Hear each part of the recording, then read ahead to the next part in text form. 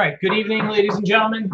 We apologize for the delay in getting started. Please just wait 1 minute. We're trying to get a few more people on, and we will be with you momentarily. Thank you very much. Once again, apologize for the delay, slight technical difficulty, and we will be with you momentarily.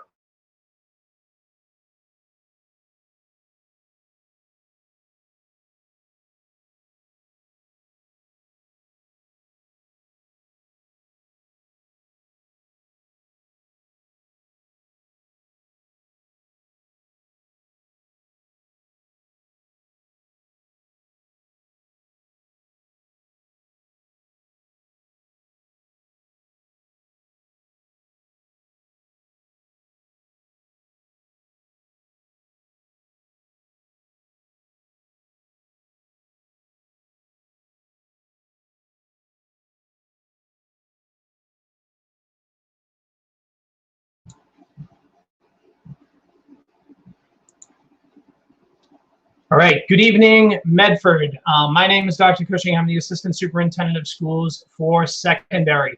We appreciate your patience as we had a slight technical difficulty getting two of our very important people on for this call. And we would like to now welcome Dr. Edward Vincent. I'd like to welcome David Murphy, our Assistant Superintendent for Finance and Operations, Suzanne Galusi, our Assistant Superintendent for Elementary Schools, Joan Bowen, our Director of Pupil Services, and Avery Hines, our Director of Health Services. And without any further ado, I am going to turn it over to Dr. Edward Vincent. Good evening, everyone. Thank you. In one of my most recent communications, I shared that flexibility is something that we're going to need to be prepared. And so today was an example of being flexible as we encountered a little technical difficulty on our side here. But I am so excited to be here this evening. This evening, it's an opportunity for us, the Medford Public Schools, and my entire team to be able to respond to some of the questions that many of you put forward through email communications, and those of you who are going to be on live tonight sending questions to us. We're very interested in responding to your questions. We want to let you know that we're excited for the start of the school year. I think it's critically important that I say, as we've always said in the past, that our priorities are safety, equity, and consistency. And we're going to continue to use those as our guiding pillars to do all the work that we're doing this evening. Because so many of you did send some questions and through email, I would like to just recognize and start the top of the session saying that. But before I address some of the questions that were sent in, and knowing that more questions are going to come forward, I do want to give each member of the team just an opportunity to say to you some of the pieces that they will be addressing today. So I'd like to start with Mr. Murphy, if you wouldn't mind sharing some of the pieces that you're going to be able to speak to, and we'll just go around the group and let everyone say a few pieces that will be addressed over the course of this session right now.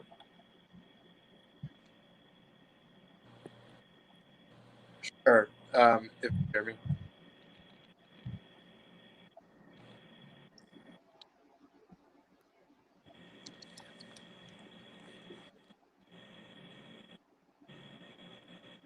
We're not hearing you at this moment, Mr. Murphy. So I will ask Ms. Bowen to just give us a few pieces that you will talk about over the course of this evening, and then we can have Dr. Cushing, and then we'll loop back to Dave Murphy. Good evening. Can everyone hear me okay? All right, great. Good evening. I just want to thank everyone in the community for joining us tonight. I just want to give you several updates in regards to special education programming and our initiatives that are coming up this school year. We just wrapped up our extended school year program.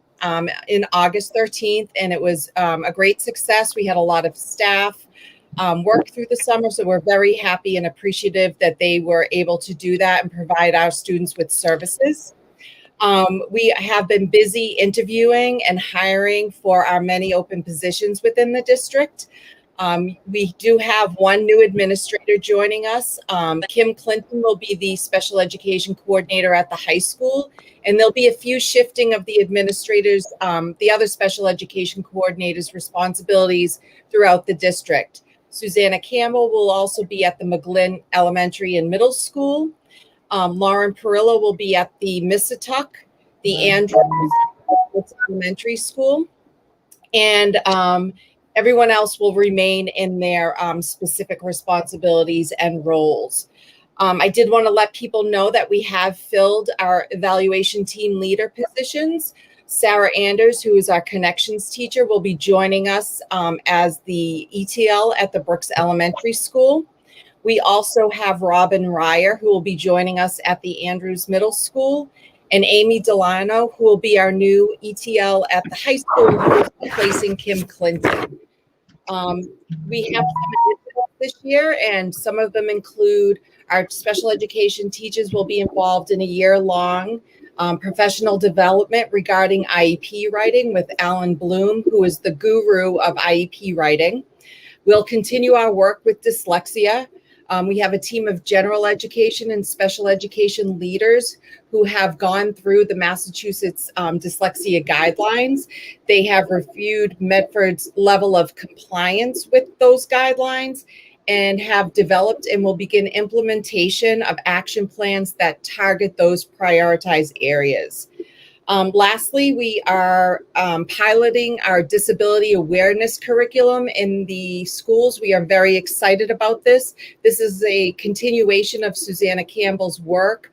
We also have Robin with the disability awareness workshop that she does in that she has provided with staff members throughout the district the past 2 years. We will be having classrooms across the district focus on specific disabilities. So kindergarten will be focusing on autism, grade 1 will be visual impairment, and our high school students will be focusing on disability as civil rights. And our goal is to expand each year with a different grade level and a disability so that all grade levels are covered in the next couple of years. So we're very excited about the upcoming school year. We look forward to working with you and continue to prioritize our most vulnerable students as we return to school in the fall. Thank you. All right, good evening. As Dr. Cushing earlier said, my name is Suzanne Galusi. I'm the Assistant Superintendent of Elementary Education. So I'm just going to provide a few little updates that we've been working on this summer. So first, our big focus district-wide, which Dr. Cushing will talk about too in a little bit, but our big focus this year is SEL, which means social emotional learning, and starting the year so that we are creating supportive, engaged and collaborative learning environments for our students. At the elementary level, that means responsive classroom, which I've spoken about before in forums such as this, school committee meetings, and in my updates that I send to families. But responsive classroom, we are going to focus on, there's in part of that program, there's something that's called the first 6 weeks. In Medford, we're kind of doing it as the first 3 weeks, but the first 3 weeks of school are going to work on those skills that are going to lay the foundation for that learning environment that's going to carry through for the entire year. So it is a time to build the classroom community, build positive, safe relationships within that classroom, and work on expectations. It's a time for the teacher and the students to work on how they want the learning environment to be for the year and going through the expectations for every block of the day. So what does it look like? What does it sound like? How should we be when it's math class, when it's writing class, when it's science class, and working with students so that they're aware of what the expectations are throughout the day will have them in a very good position to know how the day is going to be for them and then how the year will carry on. When we lay the foundation like this at the beginning of the year, there's less disruption to the learning and there's more engagement on the student's part. It also builds trust and empathy, which are skills that we want not only for learners, but for humans in life. This summer,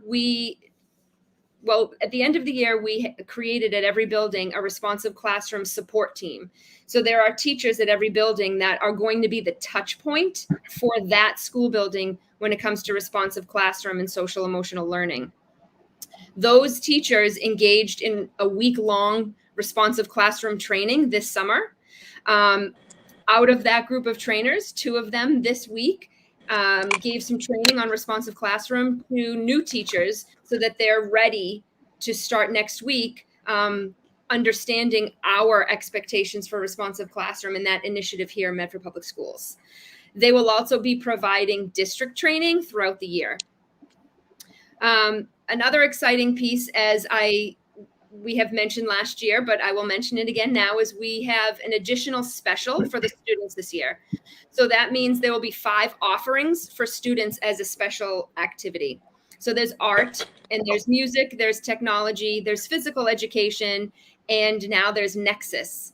Nexus is a class that is going to target age-appropriate skills for students in social emotional learning and executive functioning. So we're going to re-engage students in school and hone on those skills that are the social skills that are going to help them navigate school again, and also work on some of those executive functioning skills that are necessary for the grade level. We also have partnered we've partnered with Hill for Literacy. It is a group we've partnered with before, but this year Hill for Literacy is going to be coming in every month and working with our K-2 staff on their ECRI program, which is Enhanced Core Reading Instruction. It is based on the science of reading, and we're so very happy and honored that they're going to be working with us this year. I'll be sending out more detailed information about that to families as we begin. And then the last piece I just wanted to mention is, I'm sure it's top of mind for everyone, but principals have been working all summer alongside me planning for this year. And they put in lots of hours, but I wanted to let you know that when it comes to school-based routines, so how is it going to be at arrival or dismissal, lunch, the schedule of the building, all of that will be shared by principals prior to the first day of school. But I do want families to know that at the elementary level, there will be 2 separate locations for lunchtime. That way we can split up each lunch period and ensure that we are socially distancing students during lunchtime. Please email me if you have any questions, or give me a call. I'm here always to answer any questions or concerns you may have. Thank you very much, and we do look forward to welcoming you all back next week. All right, good evening, everyone. Once again, my name is Dr. Cushing. I am the Assistant Superintendent for Secondary Education, and I gotta say, you probably hear when I send a message or when I talk about it's being a great day to be a Mustang. And today was a great day to be a Mustang as we welcome back to the high school our 9th grade students and any 10th grade students who may have been fully remote last year. And we also welcomed our 6th grade students to both our middle schools with any 7th grade students who may have been fully remote last year.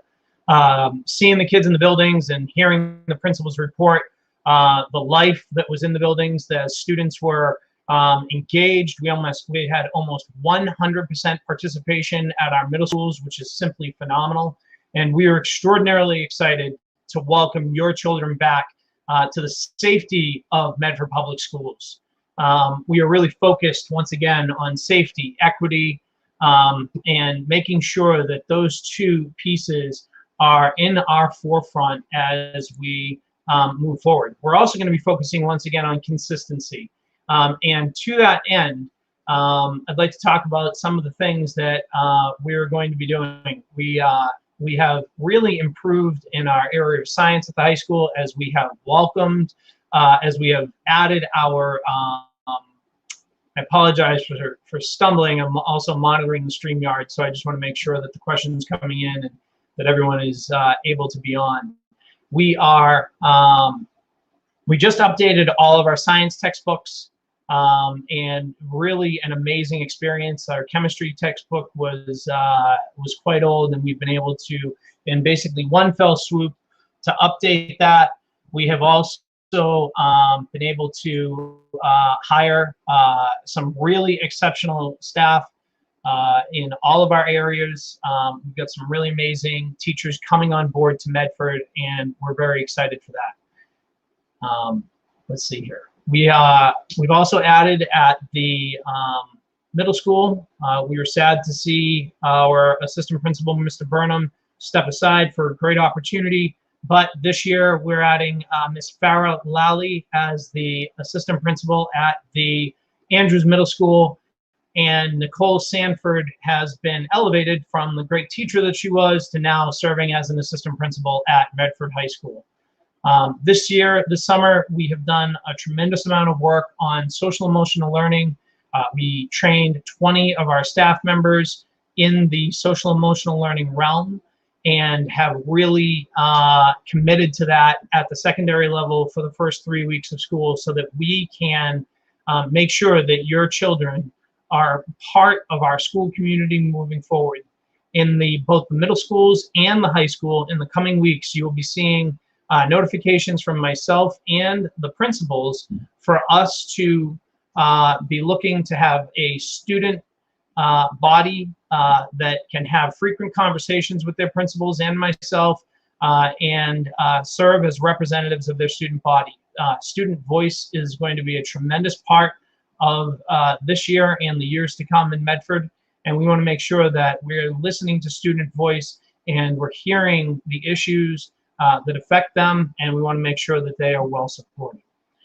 We have many great things coming for secondary education, and not the least of which is a nearly $400,000 grant that we were awarded. We knew about it earlier in the summer, but the information was embargoed, and that will support our construction and craft laborers and other parts of our vocational curriculum. So at this time, I'll toss the baton to Mr. Murphy, our Assistant Superintendent for Finance and Operations. Indeed, I am. Are you able to hear me? Yes, we can. Your office, I appreciate her hosting me, and I hope the internet here continues to host us for the remainder of this call. As the team did, to everyone for joining this call and for as we build toward the new school year with enthusiasm and excitement. And as I'm sure has been said, I don't know for sure, but I suspect it's been said on this call. Everyone here at the Medford Public Schools is working to make sure all students back, whether they've been gone for a couple of months or been gone for a year and a half. We're eager to help them become reacclimated to the school environment and strengthen both the students' relationship and all the families' relationships with the individual school communities that make up the Medford Public Schools. So just on the operational side, we've sent out a number of communications in recent days, including today, about some of the work that we've been doing to get prepared for the new school year, including a series of public health periods as we continue to do everything we can to stop the spread of COVID-19. We'll also be continuing our partnership with Tufts University. Students and staff have the opportunity to participate in COVID-19 testing on a twice weekly basis to start the school year. We will be starting with our curricular programming, athletics and band, and a COVID-19 test starting tomorrow morning. We'll also be testing on Friday, and then we'll begin our regular and of staff on a weekly basis. You may have read earlier today that the Medford Teachers Association announcing that we've reached a tentative agreement our unit, our teachers, in which mandatory testing on a weekly basis,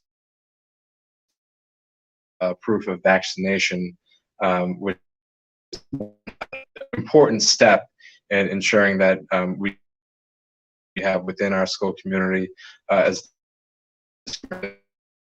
that we know that that's our greatest threat of COVID-19, and so I know there are a lot of other questions about vaccination. Sure that we have to work out with our bargaining obligations and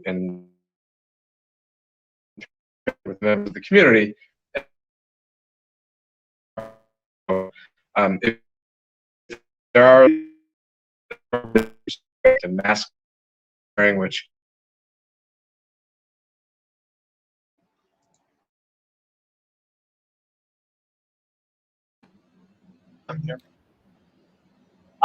so unfortunately, we are having technical difficulties with two important members of our team. However, I'll pick up where Mr. Murphy left off.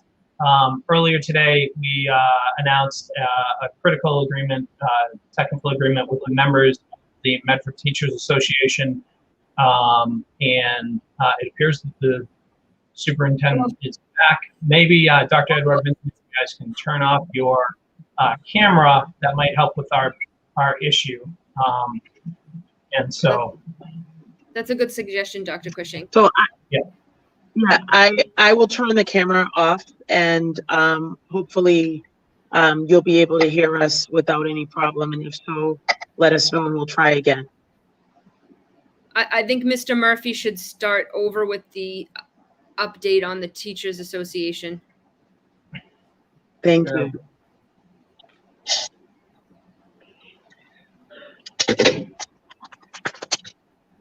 with the camera off. Right?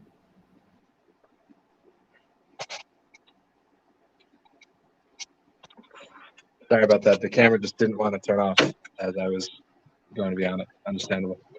So as I was saying, as you may or may not have heard, the superintendent and the president of the Teachers Union, Charlene Douglas, did announce today a tentative agreement that was reached between the district and our largest bargaining partner, our teachers and members of the teachers bargaining unit. In that agreement, the teachers have agreed to mandatory testing on a weekly basis. That's a continuation of a practice that we had in place per our agreement with that union last year, and something that we'll certainly are hopeful that we'll be able to extend throughout the organization for all of our employees. In addition, the teachers union has agreed to furnish proof of vaccination during the first week or so of school. That proof of vaccination will be kept with our health services department in confidence and will help us to ascertain the level of vaccination we have amongst our employees, and that will help assist us in determining the next steps that we will take in order to make sure that we have the maximum amount of vaccinated population within our school communities. We believe firmly that that is our safest and most important safeguard against both the contraction and the spread of COVID-19. So that's where we are with respect to vaccination. I know there are, as I was saying before, that I know there are some questions that have been raised related to vaccination, and certainly those are questions that are being raised in every district across the Commonwealth and across the country. Some of those are parts of the conversation that we're having with our collective bargaining partners, and so it's not necessarily the case that we'll be able to answer every question in as great a detail as we might prefer. But certainly we're very clear with respect to what our priorities and what our convictions are with regard to the importance of getting vaccinated. And we're also collecting that information with respect to our students so that we can make a determination as to exactly what is the level of vaccination within the Medford Public Schools community. I said earlier, but I'll just say again, just in case the audio had cut out, that we also continued our partnership with Tufts University to ensure that our testing program that saw approximately 60,000 COVID-19 tests administered last year and was a major pillar in the work that we did to ensure that there was the absolute minimal amount of in-school transmission of the virus. That will continue beginning tomorrow, August 26th, with COVID-19 testing being available for our student athletes and other participants in extracurricular programming that are already in school now or on campus. And so that will start tomorrow, and then our staff testing will start next week, and student testing across the entire student body will begin on September 9th. So just to the questions that I've seen so far, yes, we are going to continue to do COVID-19 testing. Yes, we are doing everything within our power at the moment to ensure that we have the maximum amount of vaccination within our community, our school community. And yes, we will be wearing masks consistent with Commissioner Riley's statewide directive that was issued this week. And we will be doing a number of other following a number of other public health protocols, including specific protocols with respect to meal periods and ensuring that where possible we have necessary distancing and other common sense preventative steps that we take to ensure we minimize the risk our students and staff have with respect to COVID-19. So if the team could give me a thumbs up if this was a little more successful in terms of delivering this message, great. Thanks a lot. Significantly so. Great. Well, we're at Medford Public Schools. We're all about continuous improvement, and so we're glad to hear that we're making steps forward, even within the small confines of this call. And we certainly hope it's a small call, based on how this has gone so far. So thank you, and here's the superintendent. Thank you, Mustang Nation. Thank you for your patience. Again, it was as if I prophesied when I talked about flexibility. We are incredibly flexible in the Medford Public Schools, and we will continue to exercise that flexibility. When there's a will, there's a way. Although you can't see me, I am going to try to just go through some of the questions that did come through that were sent into us at the info@medford.k12.ma.us email. Eileen Monsell sent an email. This question asking us about what happens when a student tests positive. We do have, they were asking what's the process going to be regarding quarantine and close contacts. And what I can say is, which was said a little earlier, we will continue to work very, very closely with the Department of Public Health. Our Director of Nursing, Miss Avery Hines, will also be, guiding us and giving us medical guidance and direction in terms of what is needed. And so the second part of the email was, what will happen if a student is missing school since there isn't a remote option? And so, yes, the commissioner has said the goal this year is really to try to get back to normalcy and have all students in school. So there is not a remote option available. If a student is sick or needs to quarantine for a short period of time, work will be made available for that student, and it will definitely be documented as an excused absence because we'll know the cause of that absence, and we will work collaboratively with the teachers in order to address the needs of the student. I was going to say if either Ms. Joan Bowen or Ms. Galusi wanted to give other examples about what would happen with schoolwork, because we would be following essentially the home and hospital expectations or programming. So I can speak in regards to students with disabilities. What we would need if a student was not going to be able to access instruction due to a significant medical need, we will require medical documentation and follow the home and hospital instruction that DESE has set out for us. Once we receive the medical documentation, the team would reconvene to discuss what services the student currently receives and how they will be implemented while the student is at home. This will be on an individualized basis and based on students' IEP goals and objectives and what their specific needs are. Suzanne, I don't know if you want to speak more to your area.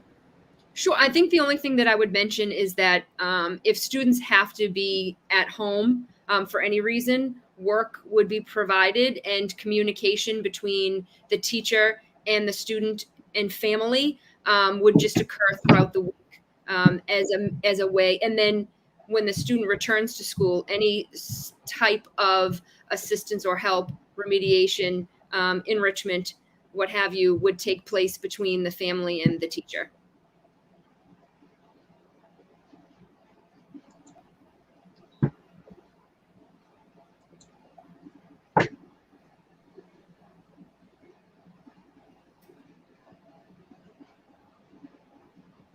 Thank you I'd also- for those responses. I was going to move to a second email from Jessica Healy, where she asked questions about the DESE mask mandate, that she was asking about air conditioning and asking about, now that the mask mandate has been delivered by DESE until October, will we be following those guidelines and their recommendations? And then she said, will we discontinue use when they see students, when DESE says that students may remove them, or will we, Medford Public Schools, be implementing our own mask mandate? So we will be following guidance from the CDC, from DESE, and from our own local Department of Health. And we will continue to monitor our progress. It's too early right now to predict what's going to be happening in October. But what we are doing, which was mentioned earlier, is we will be testing. We will do the pool testing consistently on a weekly basis. We also have the option to provide rapid testing if a student were to potentially show symptoms during the day.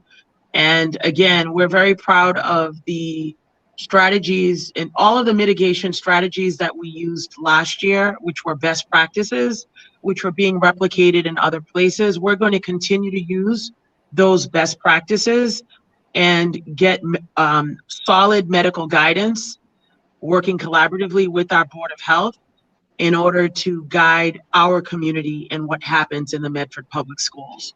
But I just want to assure you and assure the entire community that we are prioritizing the safety and health of all of our students and all of our staff.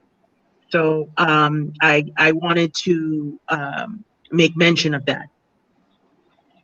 There was another email that came in from Jessica Ravecchio, and she was talking about Massachusetts General Law, Chapter 69, which talks about, under that particular law, that it's a description of what is allowed. And she was talking in regards to the mask mandates and the vaccines. I just want to take this opportunity to say that tomorrow, between 3 and 7 p.m., the city of Medford will be hosting a vaccine clinic at the farmer's market next to the Condon Shell between 3 and 7 p.m. So students that are of age, staff, community members, please take advantage of that opportunity. And again, Medford Public Schools will be offering, in collaboration with the Board of Health, we will be offering additional vaccine clinics in order to increase those numbers and continue to keep our community safe. There were questions, she had questions about lunch and about cafeteria, asking whether windows would be open when possible. Would the windows be open or doors open during gymnasium classes? And the answer is yes.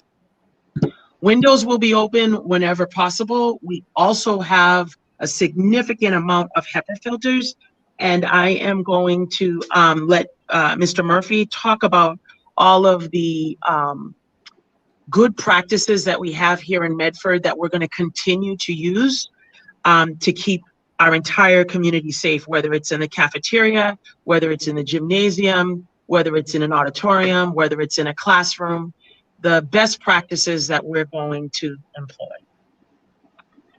Sure. Thank you, Superintendent. So I think, as I mentioned a minute ago, there are a series of protocols that we're putting in place with respect to meal periods, and someone on the team can give me a hand signal if we've already covered these, but for the moment, I'm going to assume that we haven't. So we will, with regard to, okay. Sure. Just starting with meal periods, and I'll talk a little more broadly about some of the other protocols. We are going to reduce occupancy in our eating areas and venues by approximately 50%. That's something that when we have the space to do it, it's just generally a good practice under these circumstances. And so there's a little bit of a domino effect in terms of the scheduling of some lunch periods and some recess periods and some PE classes that will have to utilize other venues and may, under certain very limited circumstances due to inclement weather, have to transition to health classes on some specific days. But generally speaking, the ability to reduce our occupancy in the areas where students are eating will be a significant help to us in terms of following those best practices at the beginning of the school year.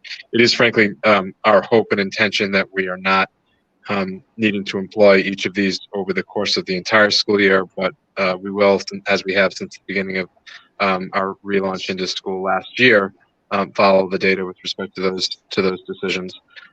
Where students are eating, they will either be facing in a uniform direction, as many of them grew accustomed to last year, or they will be facing each other with plastic dividers, helping to ensure that students are eating in a more confined space. So, and when possible, students, certainly at the secondary level, will be eating outdoors, which, as the restaurant industry could attest to, is something that is both the best practice and something that has become significantly more customary in our area over the course of the pandemic. Beyond that, as we've said, we'll be following the commissioner's mandate with respect to masks, and we'll be doing a number of other things to help ensure that we're keeping people safe, and that includes additional sanitation and making sure that areas periodically are given the additional sanitation that has become a normal practice since the pandemic started. We've also have a stockpile, as the superintendent mentioned, of additional air filtration systems, which help increase our air exchange rates, which is something that's been recommended in terms of virus mitigation. And we also have we've always had certainly hand sanitizer and soap and things of that nature, but we've increased our supplies to ensure that we don't have any issues in terms of running out of hand sanitizer or anything along those lines. We're pretty well stocked in everything from face masks to hand sanitizers to dividers for students, desk dividers between students between grades K through 12. And so the fogger machines that I know many of our staff have grown accustomed to will continue to be utilized.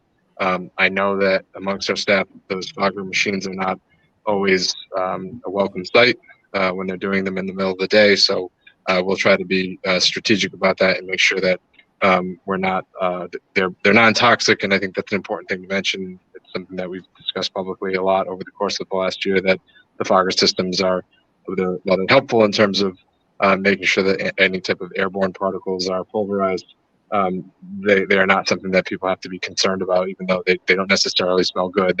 It's a non-toxic chemical that's being used. So all of these things, additional sanitation, masking, meal period protocols, these are all types of things that they've sort of become second nature to many of our students and staff over the course of the past year, because it feels like we've been doing this. It really feels like an eternity sometimes that we've been doing this, but it's just things that we'll continue to adhere to and keep in practice to make sure people are as safe as possible. Thank you, Mr. Murphy. I received an email from Steve Reif, and he had 2 COVID-related questions. So there was a theme that did start to surface. One was, do we know how many teachers and staff have already been vaccinated? And his second question was, is vaccination going to be mandated for teachers, staff, and eligible students now that the FDA has approved the Pfizer vaccine? And along the same vein of Steve Reif's question, we had an email from Jean Zotter as well. And her question was, will Medford Public Schools consider requiring vaccination of faculty, staff, and eligible students, those who are 12 and older? Will we require other vaccinations for students to attend school? It seems that a vaccine requirement would help reduce the spread of COVID in our community. And she said, obviously, those who are immunocompromised or have other relevant reason for not vaccinating should be exempt. So there was a theme that was surfacing around vaccination. And so we're going to be providing opportunities for that. We are still in the process of gathering specific vaccination numbers. Our approximate numbers right now for middle and high school are less than, I would say, probably half of the school. So we're waiting for data to come in. And I have heard some parents say that their children have been vaccinated over the summer. And so when school resumes next week, we are asking families to send proof of vaccination. That will go attention to the director of health services or the school-based nurse. And so that data will be logged. So as of right now, I do not have an exact number to say what percentage of faculty and students have been vaccinated, but we are in the process, again, based on the agreement that we have right now with the Teachers Association. We will be gathering that data like in the next few weeks. So we will be reporting out specific numbers in the coming weeks once school kind of gets up and running. So I ask for a little bit of patience, but I think we will have some positive numbers. I am optimistic, and I do feel that a lot of people are going to get vaccinated, and we, the district, will be providing opportunities in the coming months for students, staff, as well. There was an email from Melinda O'Brien, who was asking specifically about, is pooled testing mandatory? And so I am going to pass that pooled testing question to Mr. Murphy. Sure. So just as a refresher for folks that haven't thought about pool testing over the last couple of months, pool testing is the more efficient and economically viable way to test large groups of people as part of a surveillance testing program. And so we converted from individual PCR testing to pool testing in February. We ran our pool testing program from February to June. It was a pretty seamless transition, and we'll be continuing that as part of our partnership with the Tufts program. So all pool testing really means is to the individual who's taking the COVID test, it looks and feels the same. It's the same type of swabbing action that you do to test yourself, and then you put it into a little vial. The only difference is once you put it into a vial, there are 10 other swabs in that test tube that goes off to the Broad Institute where it was tested. And then if there is a positive sample within the pool, all 10 individuals within the pool are given an individual test as well as a rapid test the following day. And then obviously we follow all the protocols with respect to close contacts and isolation if necessary from that point forward. So the question as to whether it's mandatory, as I stated at the beginning of the call, per the agreement that we reached with our teachers union, it will be mandatory for the majority of our employees, and it's our hope that ultimately we will have conditions put in place where there will be near 100% participation. With regard to our students, it is mandatory with respect to any students participating in extracurricular programming. As you can understand, imposing conditions for the actual participation in school itself is not something that is generally handled at the district level. And so I know sometimes there's the question about are either with respect to testing or vaccinations, is it going to be mandatory for students? And the reality is that's not something that a school district would impose. Those are decisions that have to be made at the state level, similar to all the other vaccinations that students are required to obtain in order to be in a school setting. So we will do everything we can to incentivize participation in the testing program, and we'll do everything we can to encourage the maximum amount of vaccination within our school communities. But it is the sort of short version is that testing will be mandatory for at least the majority of our employees, and we hope for all.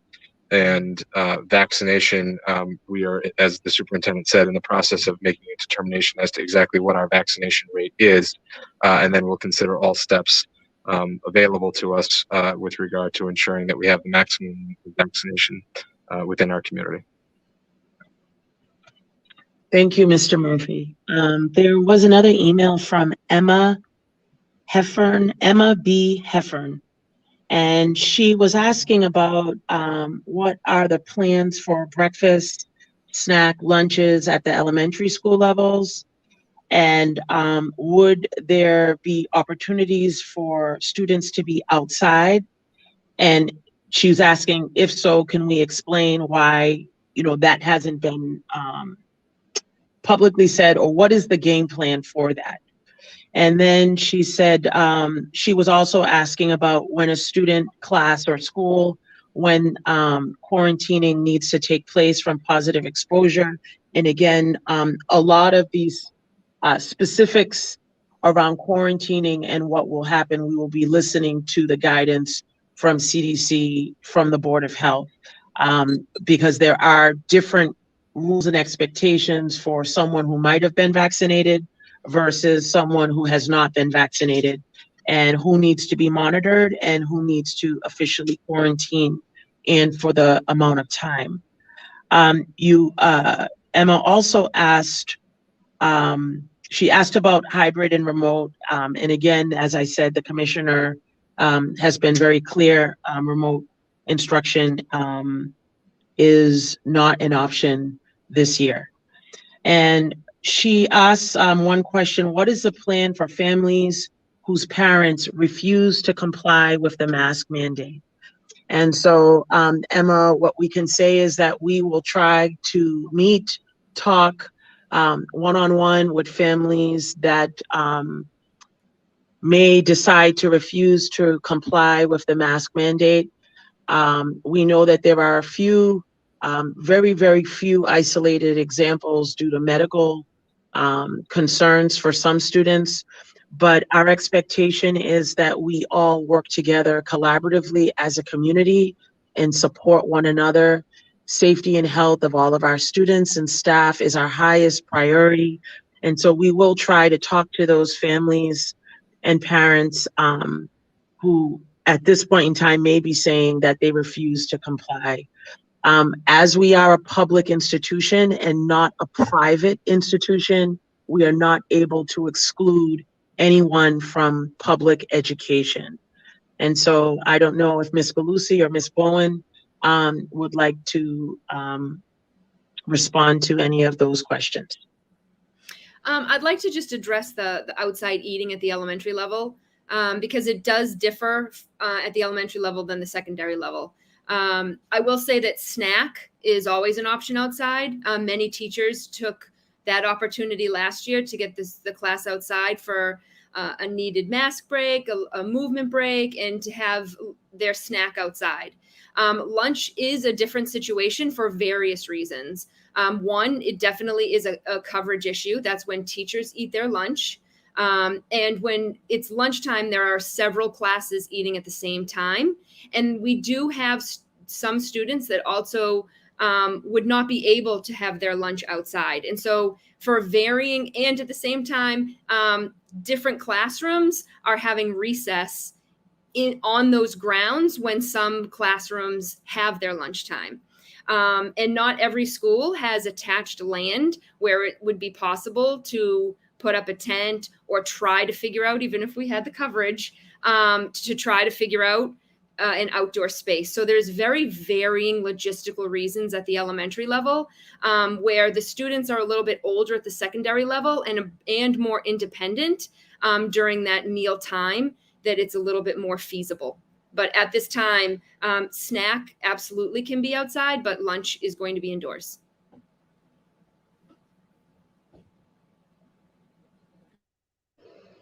Thank you, Ms. Galusi. Dr. Cushing, are there any key pieces that you think specific to the secondary levels that you would like to share with our listening audience? Yep. So at the middle schools, we're going to split the grades in half in normal times. So prior to mid-March 2020, we would have the entire class eat at the same time.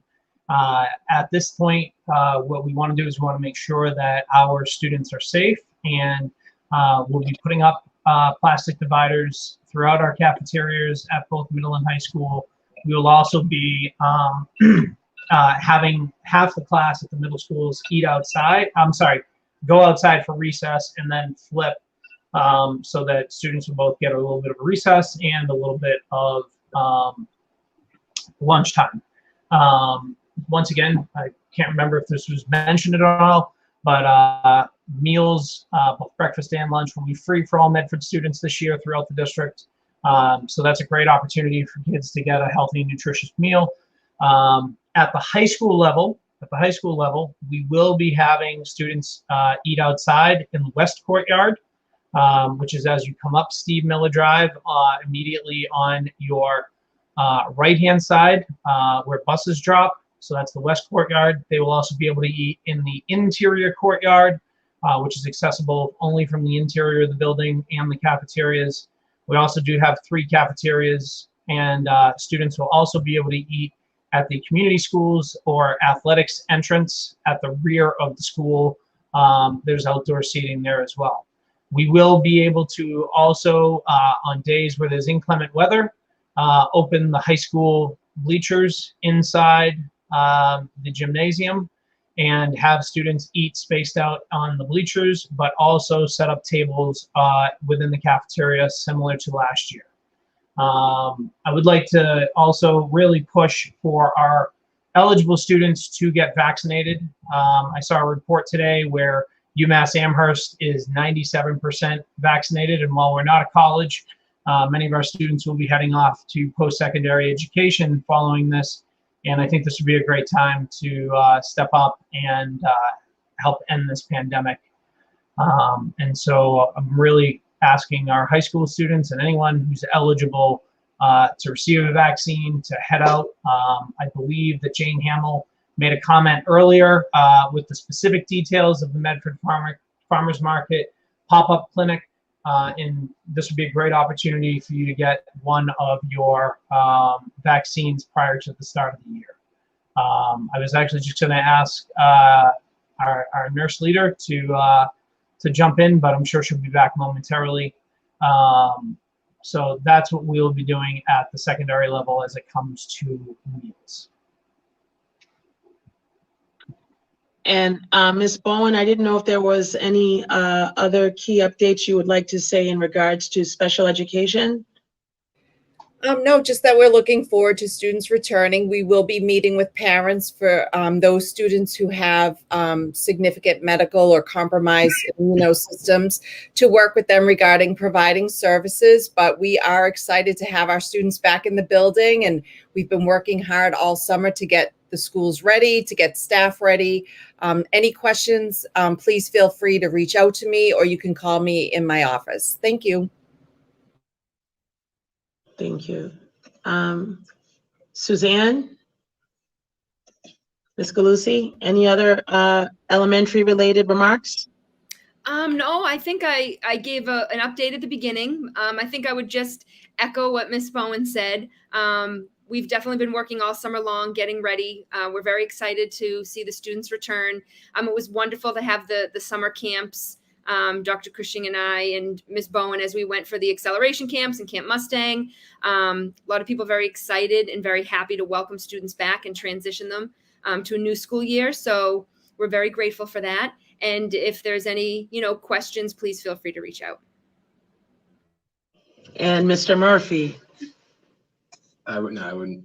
Let's I try. wouldn't- Let's we try. can try it, but I don't want to. Okay. I don't want to Okay. get through half the message and make it even more Okay. confusing. So, I want to just say again, thank you to everyone for joining the call, and hopefully it's been helpful in terms of feeling confident that a lot of work is going in to make sure that the beginning of the school year is successful for all of our students and all of our families.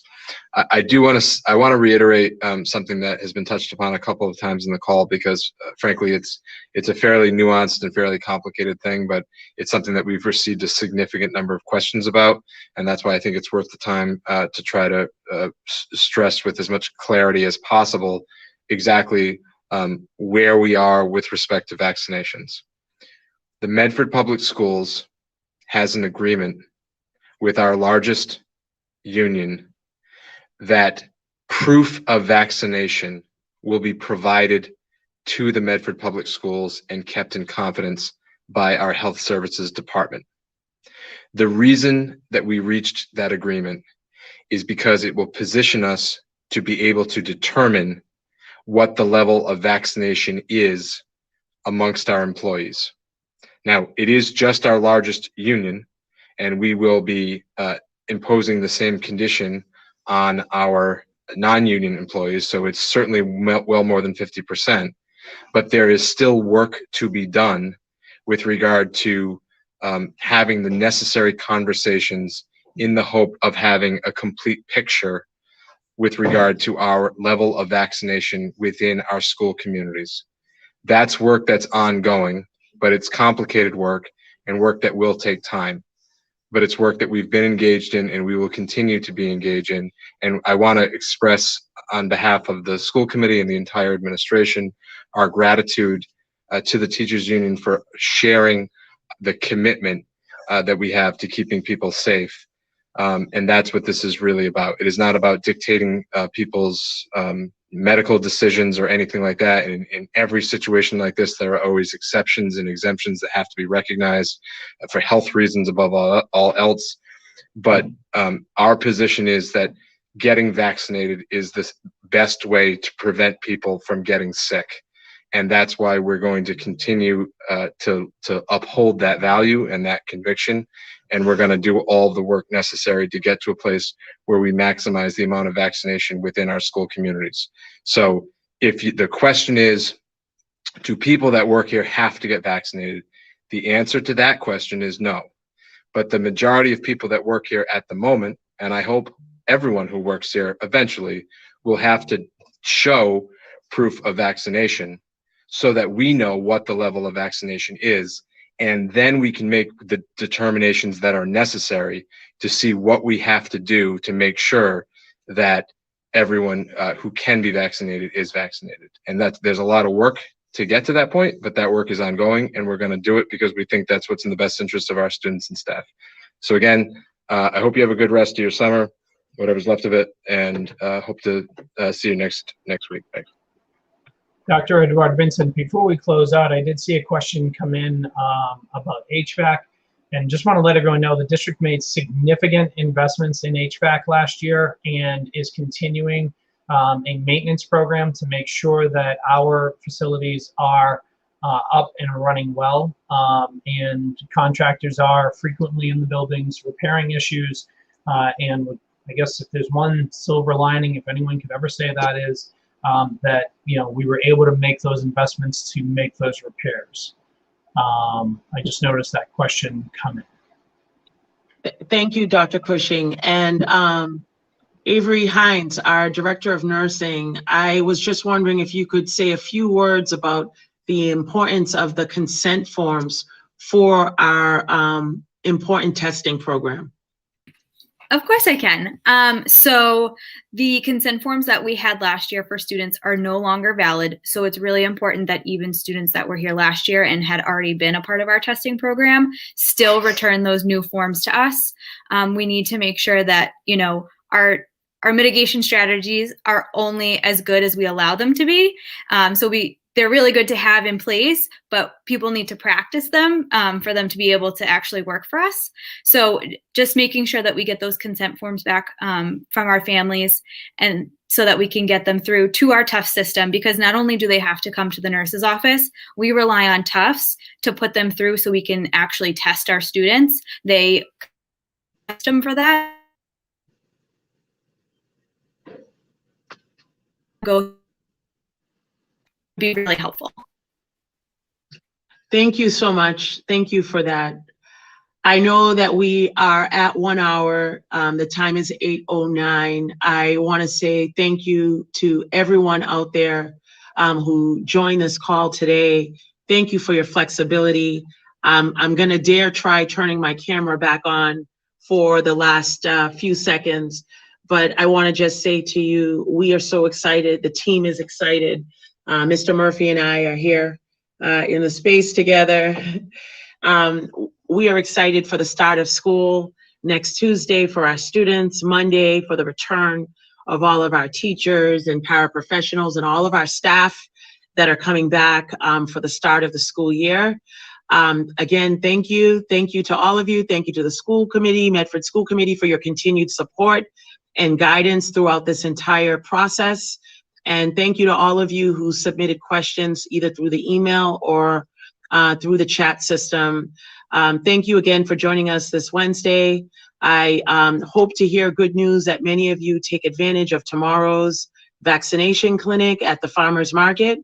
And we will see you next week. Have a good evening, everyone.